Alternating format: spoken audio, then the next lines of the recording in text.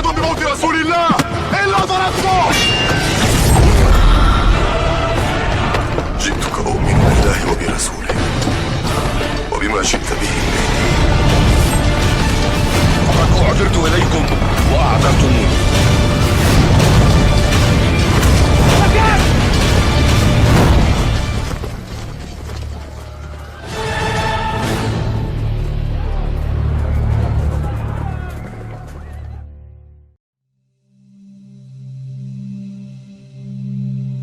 Khurujud Dajjal, keluarnya Dajjal. Pada pertemuan yang lalu kita mengangkat tema berkenaan dengan kondisi menjelang Dajjal keluar, yaitu tersebarnya fitnah Duhaima, ya, fitnah Duhaima, sebuah fitnah pekat gelap, ya, yang menyelimuti seluruh jengkal bumi Allah Ta'ala ini, sehingga digambarkan bahwa fitnah itu akan memberikan tamparan pada setiap muslim tanpa kecuali. Berarti dia sebuah fitnah yang berlaku secara global, mendunia. Dan juga bahwa fitnah itu bila mana dia terjadi, kemudian orang sudah mulai merasa lega, ya, tiba-tiba dia muncul lagi. Jadi kayak sesuatu yang sifatnya naik turun, ya. Jadi ada gelombang menurunnya, orang sudah merasa reda, fitnah itu tiba-tiba dia naik lagi. Kemudian yang ketiga, fitnah itu akan menyebabkan umat Islam terjerembab dalam jenis dosa yang kelasnya sudah bukan dosa kecil, bukan dosa besar, tetapi dosa yang Nabi istilahkan yusbihur rajulu mu'minan wa yumsi kafiran. Di pagi hari orang masih beriman, sore harinya menjadi kafir. Berarti ini dosa nawaqidul iman, pembatal keimanan, ya. Jenis dosa yang paling mengerikan, ya. Dan juga yang berikutnya, fitnah Duhaima akan menyebabkan terbentuknya fustatain, dua kemah, ya. Fustatu imanin la nifaqa fihi, kemah keimanan tanpa adanya kemunafikan di dalamnya. Wa fustatu nifaqin la imana fihi, sebaliknya kemah kemunafikan tanpa iman sedikit pun di dalamnya. Nah, jika perkara-perkara ini, gejala-gejala ini, fenomena-fenomena sudah muncul, tunggulah kemunculan Dajjal. Kalau tidak pada hari itu, keesokan harinya. Artinya Nabi SAW memperingatkan bahwa fitnah Duhaima ini benar-benar merupakan kondisi yang mengisyaratkan keluarnya Dajjal sudah tidak lama lagi. Ada lagi hadis lain yang juga mengisyaratkan, memberikan kita warning mengenai sudah dekatnya keluarnya Dajjal, yaitu hadis diriwayatkan oleh Imam Ahmad, la yakhrujud Dajjal hatta yadhhala an-nasu an zikrihi wa hatta tatruka al-la'immatu zikrahu 'ala al-manabir. Artinya, tidak akan keluar Dajjal sebelum para imam di mimbar-mimbar tidak lagi membicarakan tentang Dajjal, tidak lagi memperingatkan umat tentang bahaya Dajjal. Dan bila mana orang merasa heran bila diajak berbicara tentang Dajjal, ya, jadi ada dua fenomena. Kalau dua fenomena ini sudah hadir, sudah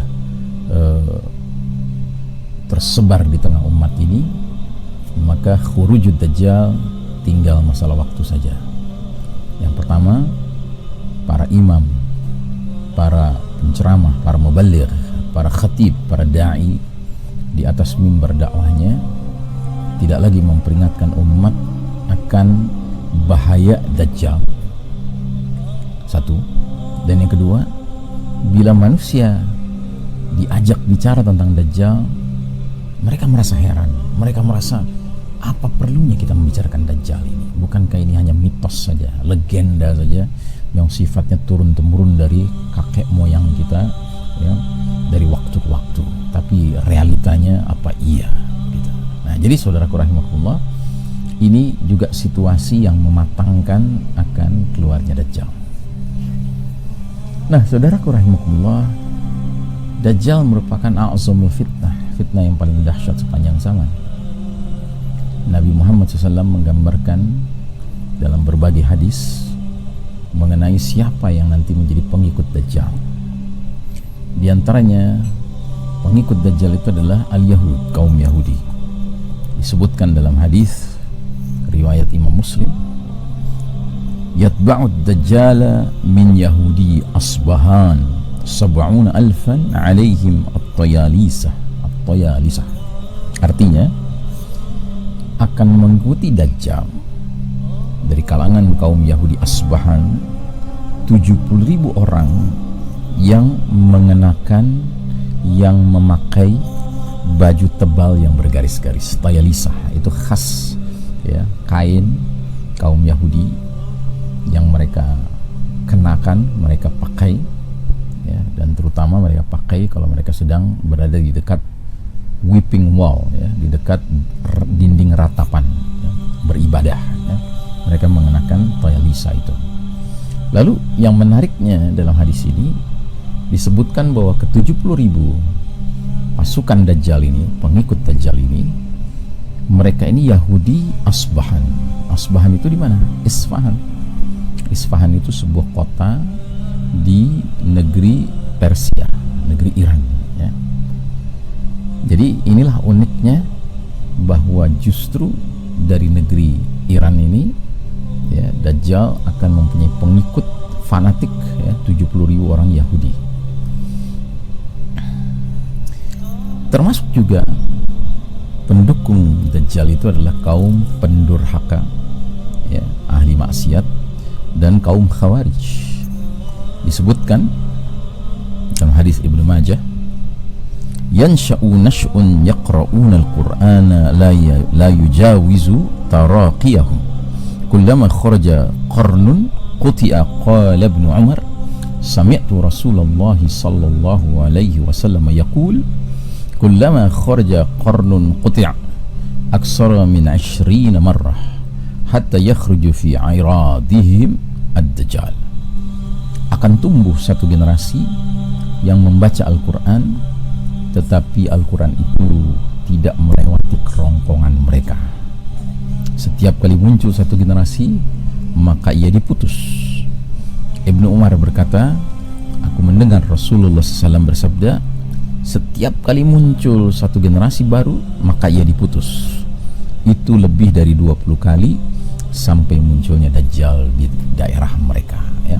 Nah, jadi saudaraku rahimakumullah, ketika disebutkan bahwa generasi membaca Al-Quran tapi Al-Quran itu tidak melewati kerongkongan mereka, ini ciri khas dari kaum Khawarij.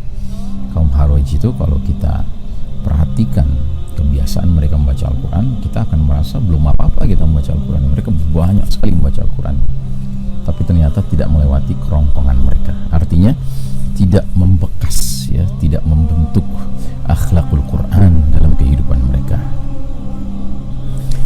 Kemudian termasuk yang menjadi pendukung Dajjal adalah pelaku bid'ah dan kesesatan ya. Dari Hudzaifah radhiyallahu an bersabda Rasulullah SAW, likulli ummatin majusun ya, likulli ummatin majusun wa majusu hadhihi al-ummati alladhina yaquluna la qadara man mata minhum fala tashhadu janazatah wa man marida minhum fala ta'uduhum wa hum syi'atud dajjal wa haqqun 'ala Allahi ayyulhiqahum bid-dajjal. Setiap umat memiliki kaum penyembah api majusi, dan kaum majusi dari umat ini adalah orang-orang yang berkata tidak ada takdir ya. Jadi mereka mengabaikan keimanan akan al-qadar, takdir. Barang siapa yang mati di antara mereka, janganlah kalian hadiri pemakaman jenazahnya. Barang siapa yang sakit di antara mereka, janganlah kalian jenguk mereka. Mereka itu golongan sekte Dajjal. Allah pasti akan pertemukan mereka dengan Dajjal. Nauzubillahi min dzalik. Ya, kita berlindung kepada Allah menjadi pelaku bid'ah dan kesesatan yang kemudian dipersatukan, dijadikan barisan dari pimpinan Dajjal ya. Kemudian yang keempat, termasuk pengikut pendukung Dajjal adalah an-nisa, kaum wanita. Dari Ibnu Umar radhiyallahu anhuma bersabda Rasulullah sallallahu alaihi wasallam, yanzilu ad-dajjalu fi hadhihi as-sabakhati bimarri qanat fayakunu aksara man yakhruju ilaihi an-nisa hatta inna ar-rajula la yarji'u ila hamimihi wa ila ummihi wa ibnatihi wa ukhtihi wa ammatihi fayuthiquha ribatan makhafata an takhruja ilaih. Dajjal tinggal di tanah berair di Marriqanah, maka kebanyakan yang keluar mengikutinya adalah dari kalangan kaum wanita, sampai-sampai seorang pria pulang untuk menemui istri, ibunya, anak perempuannya, saudara perempuannya, bibinya, kemudian laki-laki itu mengikat mereka kuat-kuat karena khawatir kalau wanita-wanita tersebut pergi mengikuti Dajjal. Na'udzubillahi min dzalik ya. Nah, ini ya sangat penting sekali diperhatikan oleh setiap laki-laki, bahwa mereka harus benar-benar menjaga ya kaum wanita mereka jangan menjadi pengikut Dajjal ya. Mungkin diantara sebab kenapa kaum wanita yang lebih mudah menjadi pengikut Dajjal karena faktor emosional ya. Dajjal ini pandai mengolah emosi manusia ya, sehingga emosi manusia menjadi terbalik-balik. Apa yang baik kelihatan buruk, apa yang buruk terlihat baik di mata manusia-manusia yang emosional. Kemudian yang kelima, termasuk pendukung Dajjal adalah syaitan. Dari Abdullah bin Amr bin As radhiyallahu anhuma, ia berkata, inna fil bahri syayatin masjunah awsaqaha Sulaiman yushiku an takhruja fataqra'a 'ala an-nasi Qur'anan. Sesungguhnya di lautan ada syaitan-syaitan yang dipenjara, yang mengikatnya adalah Sulaiman alaihissalam. Hampir saja mereka bisa keluar, lantas mereka membacakan suatu bacaan kepada sekalian manusia ya. Nah, penjelasan dari Syekh Mubayyad tentang hal ini adalah hadis ini mengisyaratkan dibebaskannya syaitan-syaitan dari penjara dan dilepaskan dari tali pengikatnya yang telah diikat kuat-kuat oleh Sulaiman alaihissalam, serta terlepasnya mereka ini untuk menyerang manusia dan membacakan bacaan kepada publik, kepada masyarakat luas. Saya tidak tahu apakah ini maksud dengan bacaan ini Quranul Karim yang dijanjikan, ataukah kitab selainnya yang dibacakan dengan cara menyerupai bacaan Al-Quran. Penunjukan hadis ini mengisyaratkan bahwa syaitan akan muncul di tengah-tengah manusia dan akan menjelma menjadi berbentuk manusia untuk menebar fitnah di antara mereka. Saya pandang bahwa kebebasan syaitan ini mungkin terjadi di zaman Dajjal atau beberapa saat menjelang zaman Dajjal, sehingga fitnah syaitan menjadi persiapan menjelang fitnatul Dajjal. Nah, termasuk kelompok berikutnya para tukang sihir. Mereka ini menjadi pengikut Dajjal. Dan kelompok berikutnya para pemuas nafsu syahwat ya. Mereka ini akan menjadi pengikut Dajjal ya. Nah, jadi saudaraku rahimakumullah, kita berlindung kepada Allah Ta'ala menjadi bahagian dari pasukan Dajjal, para pendukung Dajjal. Karenanya marilah kita kuatkan keimanan dan ketakwaan kita, terlebih saat kita menjalani hidup seperti sekarang ini, di mana fitnah begitu dominan mewarnai kehidupan umat manusia ya. Karena memang kita saat ini berada di babak paling kelam dalam perjalanan sejarah umat Islam.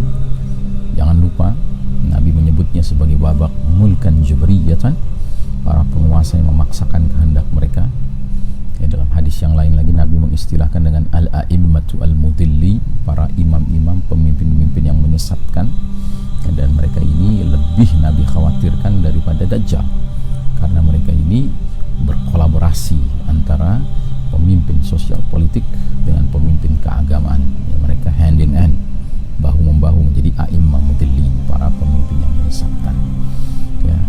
Mereka punya posisi kepemimpinan, kekuasaan, tapi mereka tidak menggunakannya dalam kerangka meninggikan, memuliakan kalimatullah yang ulia, hukum Allah, tapi justru untuk menyesatkan sebanyak-banyak manusia. Na'udzubillahi min dzalik. Wa sallallahu ala nabiyyina Muhammadin wa ala alihi wasallam tasliman. Assalamualaikum warahmatullahi